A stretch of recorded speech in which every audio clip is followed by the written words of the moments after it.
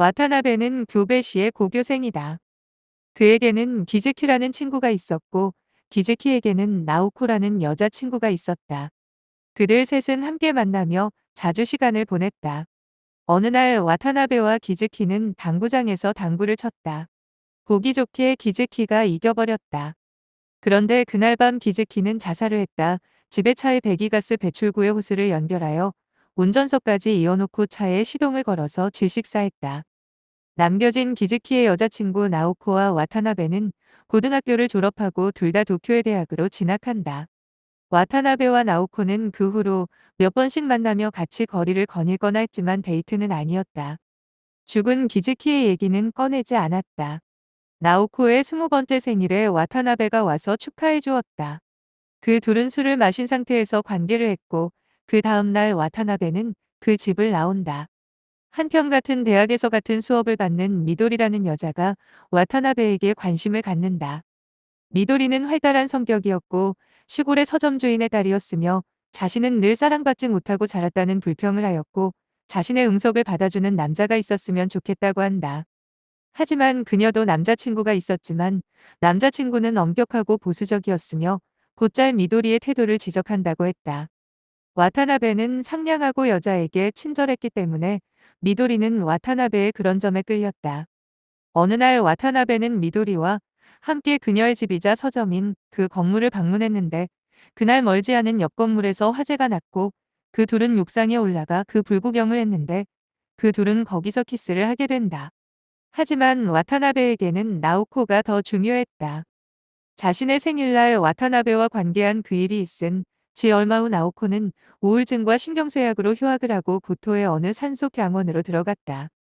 몇 달 후 와타나베는 마침 시간이 남아 나오코가 입원 중인 시골 숲속 병원을 방문하였고, 거기에서 며칠 묵는다.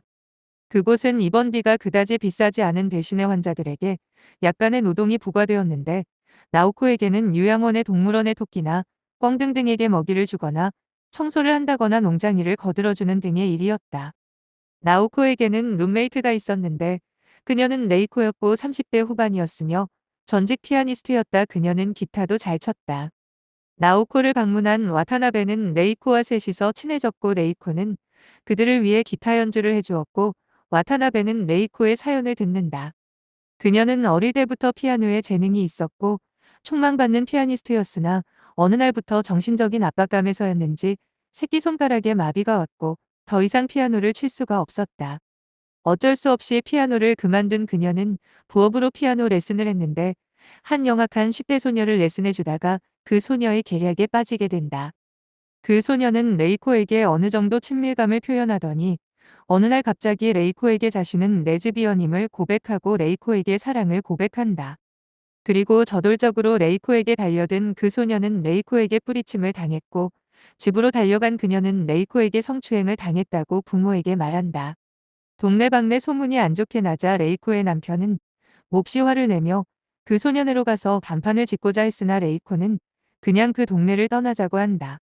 하지만 남편은 조금만 더 기다려보자고 했고, 레이코는 그런 남편에게 이별을 고하고 딸도 버리고 그 요양원으로 떠나버린다. 그리고 그 요양원에서 7년을 지내왔다. 한편 와타나베는 같은 수업을 듣는 미도리와 친해지게 되었는데, 미도리의 아버지는 뇌종양으로 병원에 입원해 있었고, 와타나베는 미도리와 함께 그녀의 아버지 병문안을 가게 됐다. 뇌종양 말기에 미도리의 아버지 곁에서 와타나베는 그녀의 아버지로부터 미도리를 잘 부탁한다는 말을 듣게 되고, 얼마 지나지 않아 그는 세상을 떠난다. 와타나베는 그해 겨울 방학을 맞이해 나오코와 레이코가 있는 요양원을 다시 한번 방문하지만 나오코의 우울증과 신경쇠약은 더 악화되어 있었다. 와타나베는 나오코에게 자신은 곧 도쿄에 자취방을 구할 것이며 함께 살자고 권유한다. 나오코는 그러겠다고 했지만 와타나베는 미도리와 점점 더 가까워져 가는 것을 느낀다. 하지만 와타나베는 나오코가 우선이었고 그 사실은 미도리도 알고 있었다. 하지만 와타나베와 계속 만나면서 미도리는 자신의 남자친구와 헤어진다. 그리고 와타나베에게 좋아한다고 고백했지만 와타나베는 나오코에게만 빠져 있을 뿐이었다. 와타나베는 나오코에게 계속 편지를 붙였지만 답장은 유지 않았고, 레이코에게서 가끔 나오코의 소식을 들을 수 있었다. 한편 와타나베는 대학 기숙사 선배인 나가사와를 따라다니며 여자들을 꼬시며 원나잇을 즐겼다. 나가사와는 그런 걸 굉장히 잘했고 언변이 좋았다. 그에게는 하스미라는 여자친구도 있었는데 그녀는 그의 외도를 눈감아주는 눈치였다. 나가사와는 공무원 시험 준비를 하고 있었고 합격하면 외무성에 들어가 해외 근무를 하고 싶어 했다. 나가사와 선배를 따라다니며 여자를 꼬시며 원나잇을 하던 와타나베는 어느 순간 그런 것에 회의를 느낀다. 그 후 나가사와가 공무원 시험에 합격하였고 합격을 축하하기 위해 하스미와 와타나베는 셋이서 같이 레스토랑에서 식사를 한다. 나가사와는 그 식사 자리에서도 하스미를 책임지겠다는 말은 하지 않았고 하스미는 화가 나 그 자리를 떠났고 그런 하스미를 배웅해주던 와타나베는 그녀에게 더 이상 나가사와 선배와 함께 원나잇을 한다던가 하는 짓은 그만두겠다고 한다. 나가사와는 공무원 시험에 합격하고 나서 1년 후 해외 근무를 나갔고 그 후로 2년 후 하스미는 스스로 목숨을 끊는다.